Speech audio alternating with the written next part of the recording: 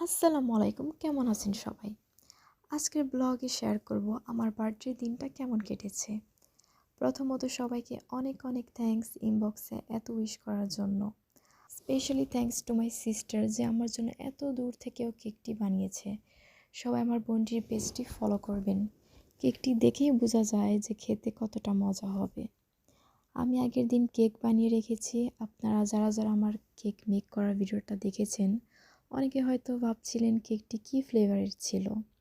So chocolate sponge বানিয়েছিলাম, দেন স্পঞ্জে sugar syrup না দিয়ে কফি দিয়েছি এবং ক্রিমটি ছিল হাফ হোয়াইট ক্রিম আর হাফ মাস্কারপোনে চিজ। এই ক্রিমে আর কোনো এসেন্স দেইনি, চিজ ক্রিমটা এমনিতেই ভালো লাগে। আর টপে দিয়েছি স্ট্রবেরিজ। কেকটা খেতে পুরাই তিরামিসুর মতো লাগছিল। যারা যারা অথেন্টিক ইতালিয়ান তিরামিসু রেসিপি চান কমেন্টে জানাবেন। সবাই আমার এই কেকটি খেয়ে অনেক অনেক প্রশংসা করেছে। দেন দুপুরে আম্মু আমার প্রিয় বিফ বিরিয়ানি রান্না করেছে। আম্মুর রান্না কোনো রেস্টুরেন্টের থেকে কম না। আই থিঙ্ক শেফ দেখেও টক্কর দিতে পারবে। দেন আমি পাই কিনে এনেছি আমার কলিগদের জন্য। ইতালিতে আবার এই ফর্মালিটিটা সবাই পালন করে। লাইক যখন ছোট ছিলাম বার্থডেতে অলওয়েজ ক্লাসমেটদের জন্য চকলেট বা ডেজার্ট নিয়ে হতো। এখানে আমি সবার জন্য পিস করে কেটে রেখেছি, সবাই যার যার মতো এসে খাবে।